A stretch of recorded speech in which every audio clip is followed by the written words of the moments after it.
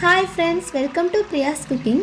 இன்றைக்கி நம்ம வீட்டிலே செம்ம க்ரீமி ரிச் டேஸ்ட்டில் இருக்கிற ஹோட்டல் ஸ்டைல் பட்டாணி கிரேவி எப்படி செய்கிறதுன்னு பார்க்கலாமா? இந்த ரெசிபி ஒரு தடவை ட்ரை பண்ணால் கண்டிப்பாக ரிப்பீட் பண்ணுவீங்க. ஸோ வாங்க ரெசிபிக்குள்ளே போகலாம். ஃபஸ்ட்டு குக்கரில் கொஞ்சம் ஆயில் சேர்த்துட்டு அதில் 2 பெரிய ஆனியனை நீல வாக்கில் கட் பண்ணிவிட்டு உப்பு சேர்த்து நல்லா வதக்கிக்கோங்க. ஆனியனோட பச்சை வாசனை போகிற வரை நல்லா வதக்கிக்கோங்க. ஆனியன் நல்லா வதங்கினதுக்கப்புறம் அதை ஒரு மிக்ஸி ஜாரில் எடுத்து வச்சுட்டு அது கூட 5 கேஷ்யூ சேர்த்து நல்லா ஸ்மூத்தாக அரைச்சி வச்சுக்கோங்க.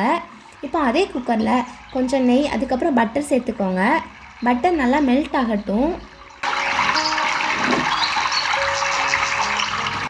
பட்டர் மெல்ட் ஆனதும் பட்டை, கிராம்பு, சோம்பு, கறி லீஃப் சேர்த்து தாளிச்சிக்கோங்க. அதுக்கப்புறம் அரைச்சி வச்சுருக்கிற ஆனியன் பேஸ்ட்டு சேர்த்து நல்லா வதக்கிக்கோங்க.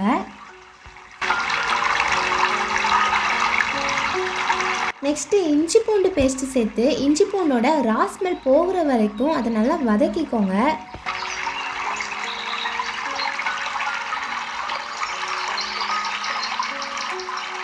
இஞ்சி பூண்டு பேஸ்ட்டோட பச்சை வாசனை போனதுக்கப்புறம் 2 பெரிய சைஸ் டொமேட்டோவை தண்ணி சேர்க்காமல் அரைச்சி ஆட் பண்ணிக்கோங்க.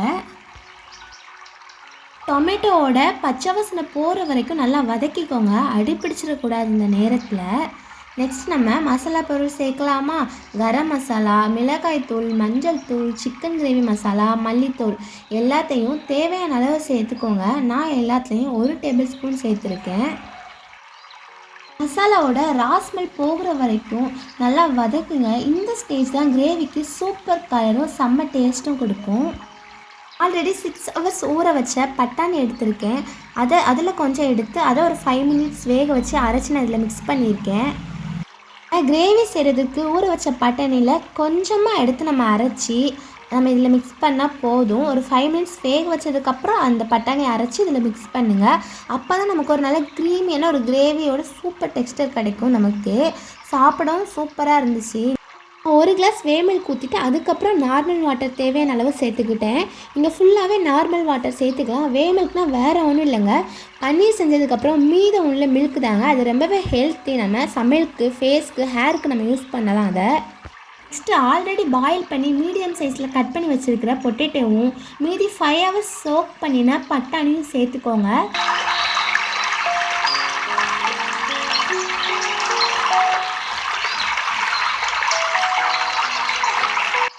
ஃபைனலாக கொஞ்சம் ஃப்ரெஷ் கோகோனட் அரைச்சி கிரேவியில் சேர்த்து நல்லா மிக்ஸ் பண்ணுங்கள். இந்த கிரேவிக்கு இன்னும் ரிச் டேஸ்ட்டு கொடுக்கும்.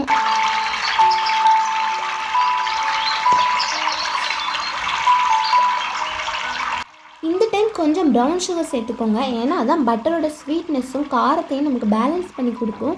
கொஞ்சம் கீ சேர்த்துட்டு கட் பண்ண கொத்தமல்லி தழை சேர்த்துட்டு நீங்கள் 2 விசில் வச்சா போதும்.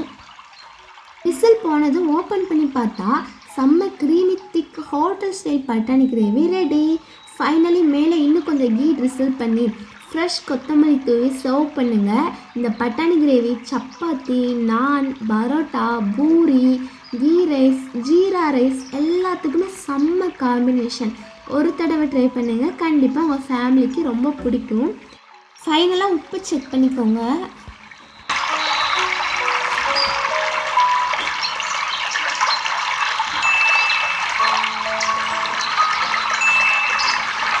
இந்த வீடியோ பிடிச்சிருந்தா லைக் பண்ணுங்கள், சேனலை சப்ஸ்கிரைப் பண்ணுங்கள், உங்கள் ஃப்ரெண்ட்ஸ் அண்ட் ஃபேமிலிக்கும் ஷேர் பண்ணுங்கள். மறுபடியும் ஒரு சூப்பர் ரெசிபியோட நெக்ஸ்ட் வீடியோவில் சந்திப்போம். பாய்.